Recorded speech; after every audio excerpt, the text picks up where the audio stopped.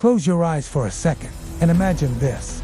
A man sitting in a cave, surrounded by maps of cities he's never seen with his own eyes. His voice calm, his eyes burning with belief, and his mission to shake the strongest nation on earth. This isn't a movie plot. It's the real story of how one man, Osama bin Laden, masterminded one of the darkest days in human history, the 9/11 attacks. Stay with me till the end, because the truth behind this plan will leave you stunned, and what happened after changed the world forever. In the 1980s, Osama bin Laden wasn't yet a global villain. He was a young man from one of the richest families in Saudi Arabia, educated, intelligent, and deeply influenced by the wars he witnessed. When the Soviet Union invaded Afghanistan, he traveled there to support the Mujahideen, believing he was defending Islam. He built networks, gathered fighters, and created something new, a group that wouldn't just defend territory, but fight a global war. That group would become known as Al-Qaeda, the base. But bin Laden's vision grew darker with time.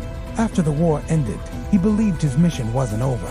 The enemy, in his mind, wasn't just foreign soldiers. It was the United States, whose troops and influence he saw across Muslim lands.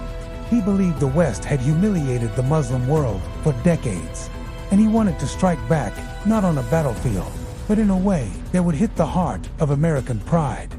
Years before 2001, he began crafting what he called the master plan. It wasn't about bombing embassies or small attacks. It was about creating a moment so shocking that the whole world would stop. A plan so massive that it would pull the US into wars it couldn't easily win.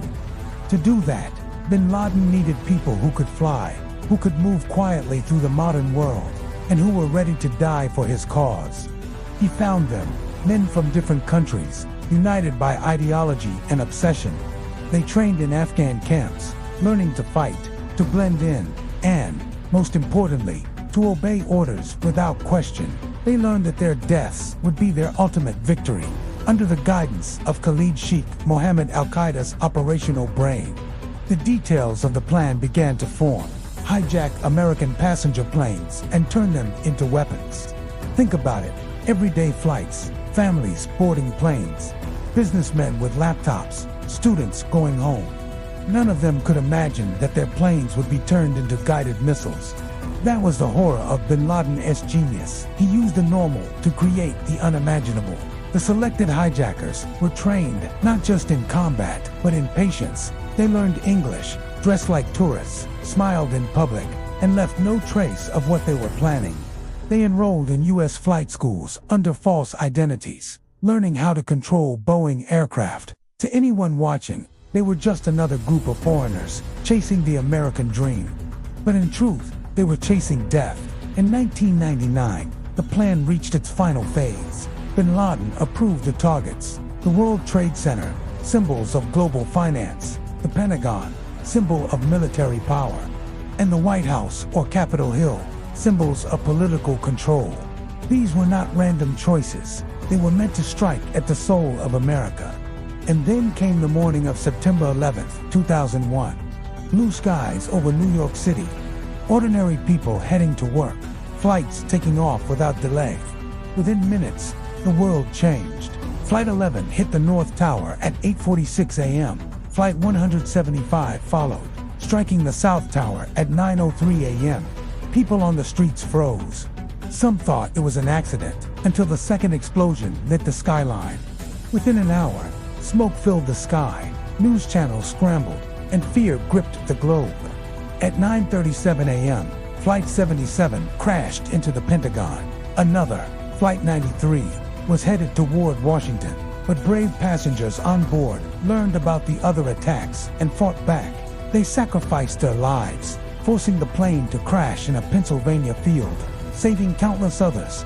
Their courage became a symbol of resistance against terror. The Twin Towers collapsed within 2 hours, symbols of power reduced to dust, thousands of lives lost in minutes. Firefighters, police, and civilians rushed into danger to save strangers. The city that never sleeps became a city of ash and silence. While the world mourned, bin Laden watched from afar. His plan had succeeded beyond expectation. The United States, wounded and enraged, declared a global war on terror. Troops were sent to Afghanistan, Al-Qaeda's base. The hunt for bin Laden began, but he was prepared for that too. His aim wasn't just destruction, it was provocation. He wanted America drawn into a war that would drain its strength and spread chaos across nations. For years, bin Laden hid in the mountains of Tora Bora and later in Pakistan, moving from one safe house to another. He recorded videos, justifying the attacks and calling others to follow. He believed he had awakened a new era of conflict between Islam and the West. But what he really unleashed was endless suffering for Muslims and non-Muslims alike. Millions displaced, countries destroyed, children growing up in war zones, all in the name of one man's twisted dream. The hunt ended a decade later, on May 2, 2011, when U.S. Navy SEALs raided his compound in Abbottabad, Pakistan. After years of pursuit, the most wanted man on earth was dead. The world watched as people celebrated in the streets. But even in death, the scars of what he caused remained deep. Yet, what made Osama bin Laden more than just a name in history books wasn't only what he did, it was what he represented. His story became a mirror reflecting how ideology, power, and hate can twist the human mind. How one man's belief in divine mission can destroy thousands of innocent lives. But history teaches us something vital. Evil can hide, but it cannot last. The same technology and freedom that terrorists use to destroy can also be used to rebuild, to educate, to connect. Today, 9/11 is remembered not just for its tragedy, but for the unity it created, the compassion, the bravery, and the resilience of ordinary people. For those who survived, every anniversary reopens old wounds. Families still hold pictures of loved ones who never came home. The echo of sirens, the dust, the heartbreak, they linger. But their memory is also a reminder. Humanity can be broken, but it never stays broken forever.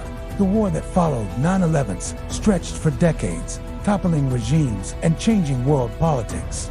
America invaded Afghanistan, then Iraq, searching for terror networks, searching for meaning. But the cost was enormous. Trillions spent, countless lives lost, and still, extremism found new forms. The graveyards of history filled once again. And here lies the haunting irony. Afghanistan, known through centuries as the graveyard of empires, became just that once more. The British couldn't hold it, the Soviets couldn't control it, and years later, even the mightiest military power had to leave. Empires rise with ambition, but fall under the weight of endless war. Osama bin Laden thought he could change history through blood and fear. What he didn't realize was that history always moves toward balance. His actions united the world, not in fear, but in determination to never let hate win again. If you're watching this, remember, this isn't just a story about one man. It's a lesson about how ideas can become weapons when fueled by anger and ignorance. It's a warning of what happens when humanity loses empathy. The 9/11 attacks weren't just a moment, they were a turning point. The day humanity looked into the mirror and saw both its fragility and its strength. And if this story made you feel something, sadness, shock, or even curiosity, then don't let it fade. Talk about it, share it, learn from it, because remembering is the only way to prevent history from repeating itself. Agar, the vida passand ihihai, to apni dostan k, saf, share crow, like crow, subscribe crow, because stories like this need to be told, need to be remembered. And remember one final truth: Afghanistan is the graveyard of empires.